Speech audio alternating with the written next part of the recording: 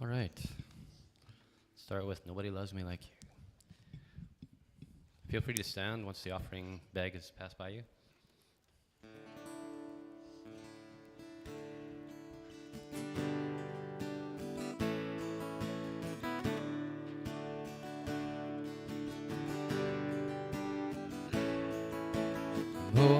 Morning, I see you in the sunrise every morning.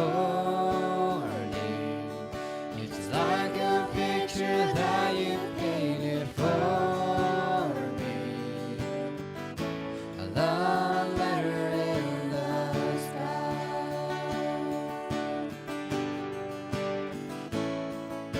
Story I could have had a really different story,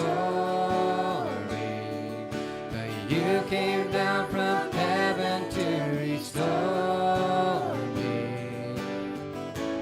Forever save my life.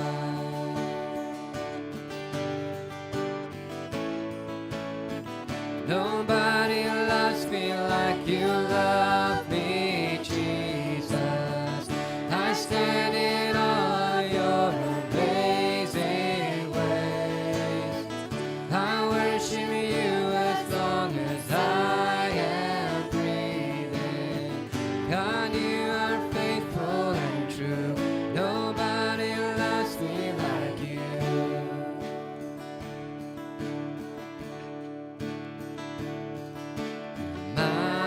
Mountains, you're breaking down the weight of all my mountains.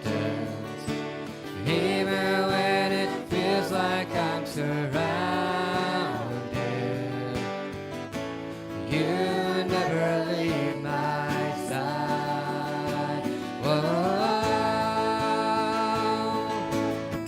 Nobody loves me like you love me, Jesus. I stand in awe of your amazing ways. I worship you as long as I am breathing. God, I will worship you, forever worship you. Nobody loves me like you love me, Jesus. I stand in awe of your amazing ways.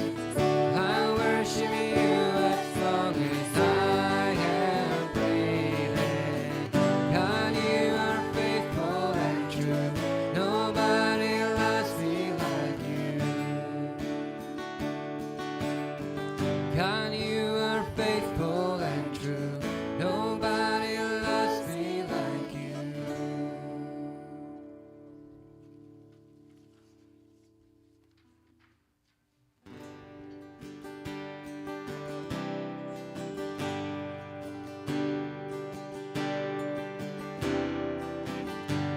You're the Lion of Judah, the Lamb that was slain.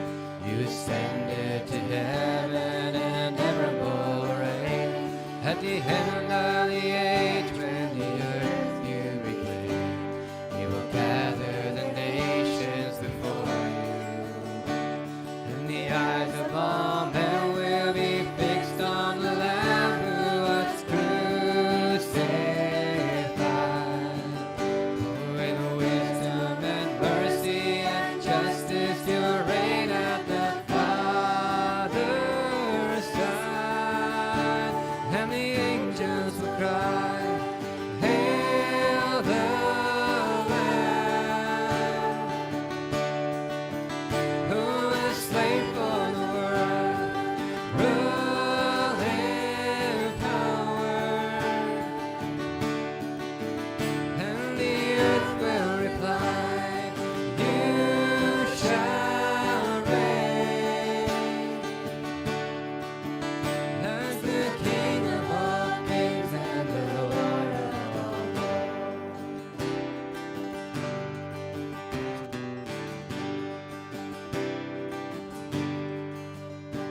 There's a shield in our hand and a sword at our side. There's a fire in our spirit that cannot be as the Father has told us, for these you have died, for the nations that gather before you. And the ears of all men need to hear of the Lamb who was crucified, who descended to hell and was raised up to reign at the Father's side. And the angels will cry, Hail the Lamb, who was slain for the world, rule in power. And the earth will reply, You shall reign as the King of all kings and the Lord of all. And the angels will cry, Hail, who was slain for the world, rule in power. And the earth will reply, You shall reign as the King of all.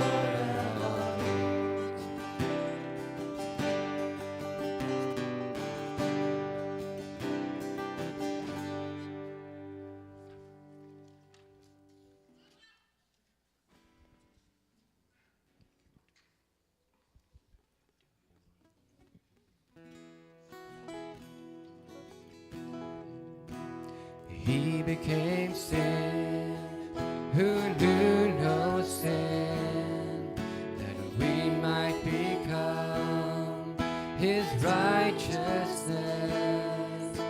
He humbled himself, carried the cross, love so amazing,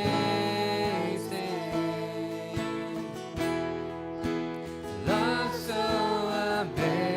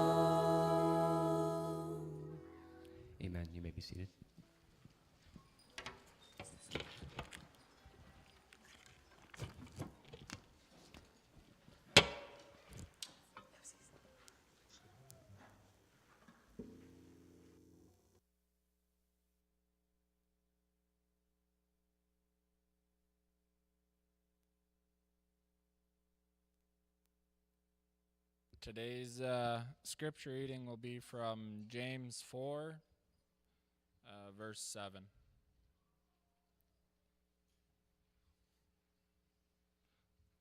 James chapter 4, verse 7. So humble yourselves before God, resist the devil, and he will flee from you. I'll call up Pastor Abe at this time.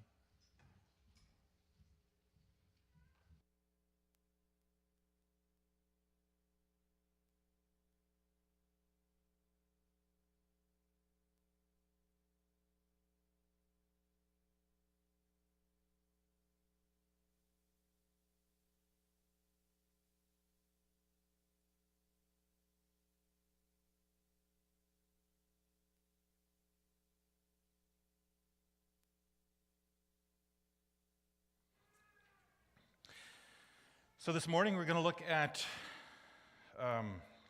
Nehemiah. I know, so I gave him an easy way out, I guess. But we're looking at Nehemiah for the next couple times that I'm up here. We'll be looking at Nehemiah built and what we can learn from that. But before we do that, before we look at Nehemiah, we'll be looking at the wall, like I said, the wall of protection. And often as Christians, sometimes we talk about it or we pray about it. We ask God to put a hedge or a wall of protection around us or around a certain thing that we're praying for. What is that? What is a wall of protection? What is a hedge of protection? How does that work? And we're going to be looking at some of that. But before we do that, I want to look at a little bit of the historical setting that the book of Nehemiah took place in. And then for today, we're going to look at the character of Nehemiah. We're not actually going to get into the wall today, but we're going to look at the character of Nehemiah. And I think if we see how he handled the whole situation, I think we see some amazing leadership qualities. And so we're going to be looking at that this morning. So the historical of the story, I'm going to put up a map. I wasn't going to do this, so this is last minute stuff. So, but during Sunday school, I heard, I think it was Phil made a comment. We were talking about different locations, and I was like, well, maybe I should put it on the map. Because I know, excuse me, I've probably shared this before, but when I was a kid, I was reading some Bible story one time, and it was mentioning a location, and I had an honest question. I asked my mom, said, Mom, where was this? Where did this happen? And the response she gave me with not the, this response she gave me was simply this, that, oh, nobody really knows where that actually happened. And that did something to me. It wasn't my mom's intention, but it did something to me because she didn't really know, she couldn't really tell me where it actually happened or when it actually happened. So you know what I thought of right away? Once upon a time in a faraway land, there lived this whatever. The Bible kind of became a fairy tale to me. It knows when it happened, so nobody really knows if it actually did happen. And it wasn't until shortly before attending church, and one of the pastors, he loved maps, and almost every sermon he would be having a map up there, and he would say something like, so the story that we're talking about today, it happened while, and he would point it out on the map. And the first time I heard that, I was like, this guy's a little arrogant. He's probably the only one who thinks he knows where it happened. It's like, I didn't believe him. But every Sunday he would put up a map and he would show us, okay, this is where it at. And then I went to an actual map and it's like, well, it kind of makes sense. And I love maps. So today we're going to be talking about a story that took place, started over here, and it ended up over here. So this is kind of the ancient Middle East map with an overlay of the modern maps. So we see the Jordan here. Iraq is over here. We'll be talking about Babylon, which was right in this area here. So just to give you a little bit of an idea, Jerusalem is right here, Israel, that area, Egypt over here. So just so you get a picture of the map and get a picture of the idea of where we're going and where this actually took place, it is a real story in real time in a real location. Years before, God had warned his people that if they would rebel, if they would turn away from him, the foreigners would come and they would take them from the promised land and they would move them into a foreign land. All these prophecies weren't heeded, and the people kept rebelling. And in about 605 BC, the Babylonians attacked Jerusalem, and they took captives. So that happened around here. This is where we get the story of Daniel, where Daniel was kidnapped, taken captive. Daniel and his friends, they were taken captive to Babylon. That happened around 605 BC. So Nebuchadnezzar, who was the king at that time of Babylon, he was actually quite strategic. He took siege of Jerusalem, of the whole area. You can kind of keep doing what you're doing. If you rebel, there'll be consequences. And they rebelled, so Nebuchadnezzar came and he took all the nobles. He took the young guys, the ones who showed the most potential. He didn't want those that had, I shouldn't say this because now everybody's going to start failing their classes. He didn't want those with 40% averages. He wanted those with 99+% averages.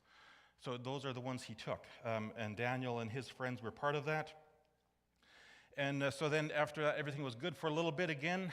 Jehoiakim, he managed to reign for a few months, but then he again rebelled against Nebuchadnezzar, and he came back. We're going to take all the blue-collar guys. If this didn't teach you anything, you're taking all the top class, the high-end class, and we're going to take the blue-collar guys. So there was another captivity. People led off to captivity, and this was around 597 BC. And still, the people didn't really learn, and they kept rebelling, and they rebelled against Nebuchadnezzar again. And in 558, Nebuchadnezzar came back, and he took the rest of the people captive, and he destroyed the whole city. He broke down the walls, he burnt down the walls, he broke the gates, and he burnt down the whole city.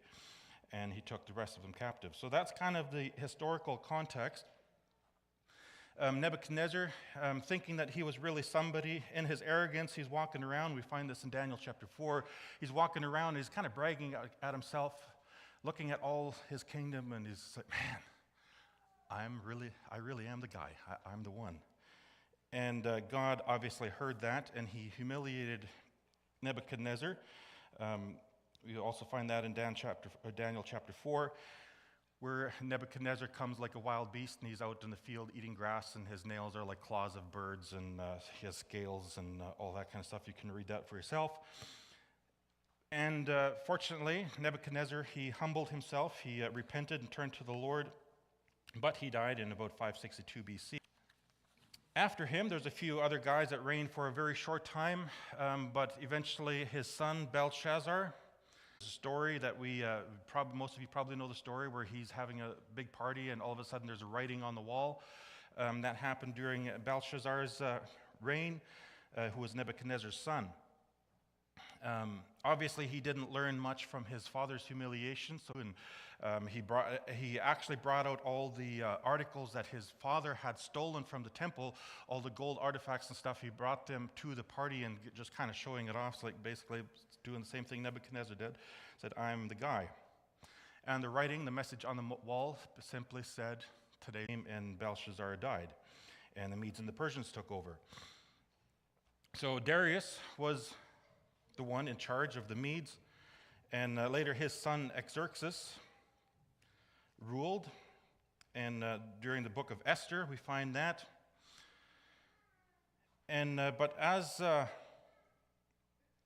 the Medes and the Persians, they were a lot less mean. They were more lenient to the Jews, so they decided that we're going to let some people go. We're going to allow them to go back. And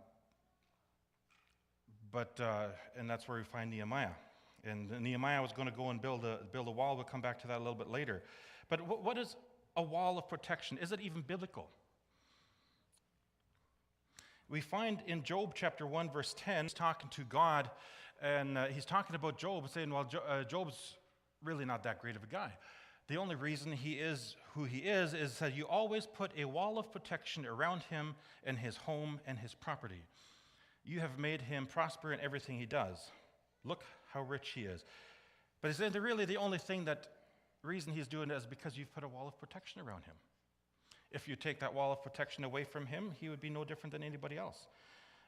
The contemporary English version actually says, you are like a wall of protection, not only to him, but to his entire family. So not only did God put a wall, but God himself was the wall around him. Psalm 34:7 says, for the angel of the Lord is a guard. He surrounds and defends all who fear him. So it's angels being a guard, or angels being a wall around those who fear the Lord. And when trouble comes, he will hide me in his sanctuary. He will place me out of reach on a high rock. And again, giving a picture of God concealing us, God putting us inside of something, protecting us from danger. But this wall, what is it? You know, Nehemiah's mission was to rebuild the wall. Enemies, now they had gained freedom. This is where we see the character of Nehemiah playing out. They had been allowed to go back to Jerusalem. They're still under the Persian rule, but they could go back and they could live in their own land again. So they were here in Babylon. That's where they were taken. And people who've studied this more than me think that they probably went up here. That's the route they took. So they're back here in Babylon. You see it right there, actually. And so now they're allowed to go back to Jerusalem and kind of be their own people, but still under the Persian rule. So they had been captive. They've been set free. They gained their freedom somewhat. They know their enemies. So what can they do to make sure that they're not taken captive again? See, if we look at this, just like they were taken captive in three separate terms. The first, they took the nobles, then they took the blue-collar guys, and then they took the rest. In the same way, they were released in three separate sets. In 538, and these dates, I think, are very significant.